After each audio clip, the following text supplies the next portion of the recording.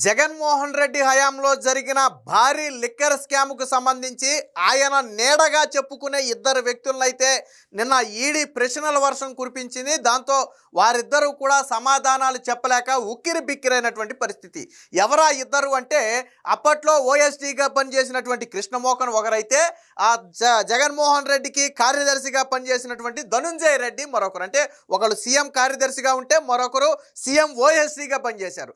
వీళ్ళిద్దరూ కూడా లిక్కర్ స్కాములో అత్యంత కీలకంగా పనిచేయటంతో పాటు ఆ లిక్కర్ స్కాము నుంచి వచ్చిన డబ్బుతో స్థిరాస్తులు కొనుగోలు చేసినట్లుగా సిట్ అధికారులు అయితే గుర్తించారు. వాస్తవానికి నిన్న పక్కా ఆధారాలన్నీ ముందు పెట్టి ఈడీ అధికారులు అయితే ఈ అధికారులిద్దరిని ప్రశ్నించడం జరిగింది. వీరితో పాటు మరొకిద్దరిని కూడా నిన్న ఈడీ అధికారులు వేరువేరుగా ప్రశ్నించారు. ఎవరయ్యా అంటే చెవిరెడ్డి భాస్కర్ రెడ్డికి అత్యంత సన్నిహితుడైనటువంటి వెంకటేష్ నాయుడు ఒకరైతే, రెండో వ్యక్తి రాజు కసిరెడ్డికి అత్యంత సన్నిహితుడైనటువంటి బూనెట్టి చాణక్య. సో ఈ నలుగురిని నిన్న ఈడీ అధికారులు అయితే ప్రశ్నించారు. నలుగురిని కూడా ఆధారాలు ముందు పెట్టి వాళ్ళ బ్యాంక్ స్టేట్మెంట్స్తో పాటు వాళ్ళు ఆ సమయంలో కొన్నటువంటి ఆస్తుల పత్రాలతో పాటు ఎవరైతే కొనుగోలుదారులకు నగదు రూపంలో డబ్బులు చెల్లించారో వాళ్ళ వాంగ్మూలాలు ఇవన్నీ కూడా ఆధారాలు ముందు పెట్టి ప్రశ్నిస్తే నీళ్లు నమిలారు తప్ప దేనికి కూడా ఆ సమాధానం చెప్పలేదన్నట్టుగా మనకైతే తెలుస్తుంది. మొత్తంగా నిన్న ఆ ఈడీ అధికారుల విచారణ బట్టి ఒకటి స్పష్టం, అవినీతి సొమ్ముతో అంటే ఏదైతే లిక్కర్ స్కాములో వచ్చినటువంటి సొమ్ము ఉందో ఆ సొమ్ముతో ధనుంజయ రెడ్డి కావచ్చు, కృష్ణమోహన్ కావచ్చు, వీరిద్దరూ కూడా అక్రమంగా ఆస్తులు కొనుగోలు చేశారు అనేది వాస్తవం. రెండోది ఏంటంటే సర్వీసులో ఉన్నటువంటి ఐఏఎస్ ఐపీఎస్ కావచ్చు, ఇతర ప్రభుత్వ ఉద్యోగులు కావచ్చు, సర్వీసులో ఉన్న ఉద్యోగి కూడా ఒక లిమిట్ దాటిన తర్వాత క్యాష్ రూపంలో ఏమీ కొనకూడదు. ఫర్ ఎగ్జాంపుల్ నేను ఫ్లాట్ కొనాలనుకుంటున్నా, నేను గవర్నమెంట్ ఎంప్లాయీని, నేను ఫ్లాట్ కొనాలి అంటే కొనుక్కోవచ్చు, తప్పులేదు. ఎలా కొనుక్కోవాలి? క్యాష్ రూపంలో కొనకూడదు, త్రూ బ్యాంకు స్టేట్మెంట్ ద్వారా కొనాలంటే మనీ అనేది బ్యాంకు నుంచి ట్రాన్స్ఫర్ జరగాలి. సో అలా మాత్రమే కొనుగోలు చేయాలి. బై క్యాష్ అనేది కొనుగోలు చేయకూడదు. ఎందుకు ఇది పెట్టారు అంటే వీళ్ళు లంచాల సొమ్ముతో కొనుగోలు చేస్తారనే ఒక ఉద్దేశంతోనే ఆ నిబంధన అనేది ఉంది. కానీ వీరిద్దరూ కూడా సొమ్ముతోనే కొన్నారు. కోట్ల రూపాయల స్థిరాస్తులను ఎలా కొన్నారు అంటే నగదు రూపంలో డబ్బులు ఇచ్చి కొన్నారు. బ్యాంక్ స్టేట్మెంట్లు నడపలా. అంటే వీళ్ళు కొన్న లెక్కకి, వీళ్ళు కొన్న ఆస్తికి ఎక్కడా కూడా లెక్క పత్రాలు లేవు, బ్యాంకు స్టేట్మెంట్స్ లేవు. అంటే మరి ఇప్పుడు ఈడీ అధికారులు అడిగింది అదే, మీకు అంత నగదు ఎంత వచ్చింది? ఇంకోటి కూడా అడిగింది ఈడీ అధికారులు, మీరు సర్వీసులో చేరినప్పటి నుంచి ఇప్పటి వరకు మీ జీతం ఎంత, మీ దగ్గర ఉన్నటువంటి ఆస్తుల విలువ ఎంత, మరి జీతానికి మించి ఆస్తులు ఎలా కొనుగోలు చేశారు? సో ఇలాంటి అనేక ప్రశ్నలు అయితే నిన్న అడగటం జరిగింది. ప్రతి ప్రశ్నకు కూడా ఆధారాలు ముందు పెట్టి ప్రశ్నించడంతో వాళ్ళు దేనికి కూడా సమాధానం చెప్పకుండా నీళ్ళైతే నమిలినట్టుగా తెలుస్తుంది. మొత్తంగా ఏది ఏమైనా జగన్మోహన్ రెడ్డి నీడగా చెప్పుకునే వీరిద్దరి మీద కూడా ఈడీ ఆధారాలతో ప్రశ్నల వర్షం కురిపించడంతో వైసీపీ వర్గాల్లో వణుకైతే మొదలైంది. ఎందుకు వైసీపీ వర్గాల్లో వణుకు మొదలైందంటే నిన్న దీంతో పాటు ఈడీ అధికారులు మరి కొన్ని ప్రశ్నలు వేశారు. ఏంటి, మీరు ప్రతిసారి హైదరాబాదు జూబ్లీ హిల్స్ దగ్గర ఎక్కడో ఒక డెన్ ఉంది వీళ్ళకి. సో ప్రతి వారం కూడా మీరు ఎందుకు రాజు కసిరెడ్డి దగ్గరికి వెళ్ళేవాళ్ళు, తిరిగి వచ్చేటప్పుడు కారులో అట్టపెట్టెలు పెట్టుకుని వచ్చేవాళ్ళు కదా, ఏం అట్టపెట్టెలు అవి?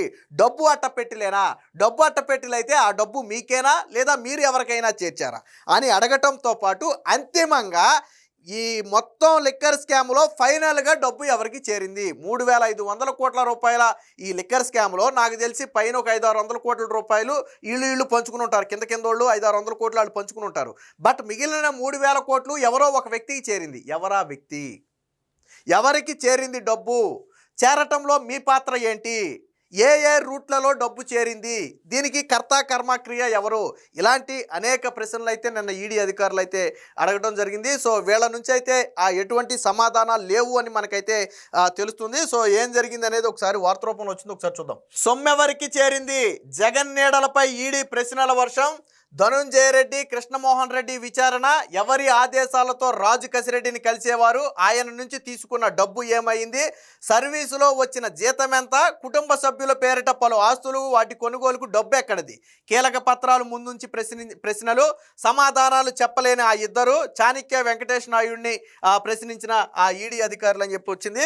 సో మాజీ ముఖ్యమంత్రి జగన్మోహన్ రెడ్డికి అత్యంత సన్నిహితంగా మెలిగిన ఆయన మాజీ కార్యదర్శి ధనుంజయ రెడ్డి, అప్పటి ఓఎస్డీ కృష్ణమోహన్ జగన్మోహన్ రెడ్డిపై ఈడీ ప్రశ్నల వర్షం కురిపించింది. సోమవారం హైదరాబాద్లో వీరిద్దరితో పాటు మద్యం కేసులో నిందితులుగా ఉన్న వెంకటేష్ నాయుడు, బూనేటి చాణక్యను కూడా అధికారులు అయితే ప్రశ్నించారు. నిందితుల బ్యాంకు లావాదేవీలు, నగదు మార్పిడి వ్యవహారాలు, బినామీ ఆస్తుల పత్రాలు సహా పలు ఆధారాలను ముందుంచి ప్రశ్నించారు. లిక్కర్ స్కామ్లో వసూలు చేసిన సొమ్ము ఎవరెవరికి చేరింది, దాంట్లో మీ పాత్ర ఏంటనేది కూడా పక్కాగా అయితే ప్రశ్నించారు. దీనికి సంబంధించిన మరొక వార్త కూడా వచ్చింది, చూద్దాం. విశ్వసనీయ సమాచారం ప్రకారం 3,500 కోట్ల లిక్కర్ స్కామ్లో ప్రధాన నిందితుడైన రాజకసిరెడ్డికి చెందిన జూబ్లీహిల్స్ కార్యాలయం నుంచి తరచూ కారు డిక్కీలో అట్టపెట్టెల్లో తీసుకెళ్లిన ముడుపుల సొమ్ము ఎక్కడికి చేరిందని ధనుంజయ రెడ్డిని అడిగారు. తెలంగాణలోని బాన్సువాడ, మహేశ్వరంలో కోడలు పేరుతో కొనుగోలు చేసిన ఆస్తులకు డబ్బులు ఎక్కడివి అనేది కూడా కృష్ణమోహన్ రెడ్డిని అయితే ప్రశ్నించారు. అలాగే నెల్లూరు జిల్లాలోని కొవ్వూరు, ముత్తుకూరు మండలాల్లో మరదలి పేరుతో కొనుగోలు చేసిన ఆస్తులకు నగదు రూపంలో ఇచ్చిన డబ్బు ఎలా వచ్చిందని చెప్పి ధనుంజయ రెడ్డిని ప్రశ్నించారంటే అటు కృష్ణమోహన్ రెడ్డి ఏమో వాళ్ళ కోడల పేరు మీద కొంటే ధనుంజయ రెడ్డి ఏమో మరదల పేరుతో కొనుగోలు చేశారు. సో వీటికి సంబంధించిన సమాచారం మొత్తం కూడా వెల్లడించాలని కోరారు. అలాగే ఉదయం నుంచి రాత్రి పొద్దుపోయే వరకు, రాత్రి దాదాపుగా ఉదయం 10 గంటలకు ప్రారంభమైనటువంటి ఈ విచారణ రాత్రి 9:30 గంటల వరకు కూడా సాగింది. బ్యాంకు ఖాతాల లావాదేవీ వివరాలతో పాటు మరికొన్ని డాక్యుమెంట్లు తీసుకురావాలని ఈడీ అధికారులు ఇచ్చిన నోటీసు మేరకు ధనుంజయ రెడ్డి వాటితో హాజరు కాగా, కృష్ణమోహన్ రెడ్డి మాత్రం బినామీలకు సంబంధించినటువంటి డాక్యుమెంట్లు తీసుకెళ్లలేదని తెలిసింది. దీంతో ఈడీ అధికారులు ఆయనను 2 గంటలు మాత్రమే ప్రశ్నించారు. అడిగిన కీలక డాక్యుమెంట్లతో మళ్ళీ రావాలని ఆదేశించారు. ఆ తర్వాత ధనుంజయ రెడ్డిని మాత్రం 10 గంటల నుంచి రాత్రి 9:15 వరకు కూడా సుదీర్ఘంగా ప్రశ్నించారు. కడప జిల్లా నుంచి కేంద్ర సర్వీసులోకి వెళ్ళినప్పటి నుంచి వైఎస్ హయాంలో రాష్ట్రానికి ఐఏఎస్ హోదాలో తిరిగి రావడం, జగన్ ప్రభుత్వంలో సీఎంఓ కార్యదర్శిగా పనిచేయడం గురించి అడుగుతూనే లిక్కర్ స్కామ్కు సంబంధించి ఆరా తీసినట్లుగా తెలిసింది. సో ఎవరి ఆదేశాలతో ప్రతి వారం రాజకసిరెడ్డి కార్యాలయానికి వెళ్ళారు, ఎన్నిసార్లు వెళ్ళి ఎంతెంత మొత్తం తీసుకున్నారు, ఆ డబ్బంతా మీకేనా లేక ఇతరులకు ఎవరికైనా ఇవ్వాల్సి వచ్చిందా వంటి ప్రశ్నలతో ధనుంజయ రెడ్డి అయితే ఉక్కిరి బిక్కిరి అయినట్టుగా తెలిసింది. తనకెవరు బినామీలు లేరని చెప్పినట్టుగా సమాచారం. నెల్లూరు జిల్లాలోని ముత్తుకూరు, కొవ్వూరు మండలాల్లో ఆయన కుమారుడు రోహిత్ రెడ్డి బంధువు లక్ష్మి పేరుతో భారీగా నగదు చెల్లించి ఆస్తులు కొన్నట్లుగా ఆధారాలు ముందుంచడంతో ధనుంజయ రెడ్డి దిక్కులు చూసినట్లుగా తెలిసింది. నగదు చెల్లించి ఆస్తులు కొన్నారని విక్రయదారుల నుంచి సమాచారం సేకరించిన ఈడీ అధికారులు ఆ సొమ్ము ఎలా వచ్చింది, నగదు చెల్లించకూడదని తెలిసిన అధికారిగా ఇలాంటి పని ఎందుకు చేశారని ఆయన ప్రశ్నించినట్లుగా తెలిసింది.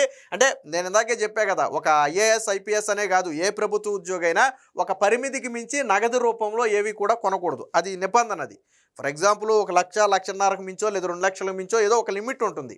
అలాగే స్థిరాస్తులు, ముఖ్యంగా కోట్ల విలువైనటువంటి ఆస్తులు కొనుగోలు చేసేటప్పుడు అసలు నగదు రూపంలో ఇవ్వకూడదు, బ్యాంకు రూపంలో బ్యాంకు నుంచి ట్రాన్స్ఫర్ చేయాలి. ఒకవేళ బ్యాంకు లోన్ అయితే ఆటోమేటిక్గా బ్యాంకు నుంచి ట్రాన్స్ఫర్ అవుద్ది, బ్యాంకు లోన్ కాకపోతే నీ బ్యాంకు నుంచే అమౌంట్ని ట్రాన్స్ఫర్ చేయాలి. బట్ ఇలాగా క్యాష్ రూపంలో కొనుగోలు చేయకూడదు, దాన్ని కూడా ప్రశ్నించారు. ఇక సగం అంటే బినామీ ఆస్తులకు సంబంధించినటువంటి వివరాలు తేకుండా వచ్చినటువంటి కృష్ణమోహన్ రెడ్డిని మాత్రం బినామీ ఆస్తుపత్రాలు కూడా తీసుకురావాలని చెప్పారు. ఉద్యోగంలో చేరినప్పటి నుంచి రిటైర్ అయ్యే వరకు ఎక్కడెక్కడ పనిచేశారో ఈడీ అధికారులు ఆరా తీశారు. మొత్తం సర్వీసులో జీతం రూపంలో వచ్చిన ఆదాయంతో పాటు ఆయన ఆస్తుల చిట్టా అడిగారు. తర్వాత కోడలి పేరుతో తెలంగాణలో కొన్న ఆస్తుల గురించి ప్రశ్నించారు. నగదు రూపంలో చెల్లింపుల గురించి వివరాలు అడిగినట్లుగా తెలిసింది. బట్ అవన్నీ నాకు తెలియదు, మా ఎడిటర్ చూస్తారని చెప్పి కృష్ణమోహన్ అయితే సమాధానం ఇచ్చినట్టుగా తెలుస్తుంది. ఇక ఇదే కోవలో మరొక 2 వ్యక్తులను కూడా ప్రశ్నించారు. అందులో ఒకరు వెంకటేష్ నాయుడు. సో వెంకటేష్ నాయుడును కూడా ప్రశ్నించారు. గతంలో మీకు డబ్బులు కట్టల వీడియోలు వచ్చినాయి బయటికి, గుర్తుంది కదా? ఆ వీడియోలు ఎవరి ఫోన్ నుంచి వచ్చాయి అంటే వెంకటేష్ నాయుడు ఫోన్ నుంచే వచ్చాయి. సో నేను ఈడీ అధికారులు అదే ప్రశ్నించారు. వీడియోలు ఉన్నాయి కదా, ఎప్పుడు తీసిన వీడియోలు, ఎక్కడ తీసిన వీడియోలు, అంతంత డబ్బు ఎలా వచ్చేది అనే వివరాలను అయితే అతన్ని కూడా అడిగారు. ఇక రాజకసిరెడ్డికి ప్రధాన అనుచరుడు బూనేటి చాణక్యను కూడా వివరించారు. సో మద్యం వ్యాపారాల నుంచి వసూలు చేసిన కోట్లాది రూపాయల కమిషన్ల సొమ్ము ఎవరికి చేర్చారో ఆరా తీశారు. ఒక వ్యవస్థను ఏర్పాటు చేసుకుని క్రమం తప్పకుండా సేకరించిన సొమ్ము ఎవరెవరికి చేర్చారు, అందులో ఎవరెవరు ఎంతెంత తీసుకున్నారు, అందులో మీరు ఎంత తీసుకున్నారు లాంటి ప్రశ్నలతో నిన్న ఈడీ అధికారులు అయితే ప్రశ్నించడంతో ఒక రకంగా ఉక్కిరి బిక్కిరి అయ్యారు. ముఖ్యంగా వీళ్ళిద్దరి మీద విచారణ వైసీపీకి అత్యంత ఇబ్బందికరంగా మారింది. ఎందుకనంటే ఒకళ్ళేమో జగన్మోహన్ రెడ్డికి ఓఎస్డీగా పనిచేసిన వ్యక్తి, మరొకళ్ళేమో సీఎంఓ కార్యదర్శిగా పనిచేసినటువంటి వ్యక్తి. వీళ్ళిద్దరూ కూడా జగన్మోహన్ రెడ్డికి అత్యంత దగ్గరగా పనిచేయడంతో పాటు ఈ లిక్కర్ స్కామ్లో పాత్రలో ఉన్నటువంటి వ్యక్తులు. వాస్తవానికి వీళ్ళు అరెస్ట్ అయ్యి జైలుకి వెళ్ళి మళ్ళీ బెయిల్ మీద బయటకు కూడా వచ్చారు. సో ఇది అంటే ఇప్పుడు తీగలాగితే ఎక్కడ డొంక కదులుద్ది అనే భయం జగన్మోహన్ రెడ్డిలో కావచ్చు, వైసీపీ నాయకుల్లో కావచ్చు ఉన్నమాట వాస్తవం. ఏది ఏమైనా జగన్మోహన్ రెడ్డి నీడగా చెప్పుకునే వీరిద్దరి మీద కూడా ఆ ఈడీ ప్రశ్నల వర్షం కురిపించడంతో సమాధానాలు చెప్పలేక ఉక్కిరిబిక్కిరైనట్టుగా మనకు వార్తను బట్టి అర్థమవుతుంది.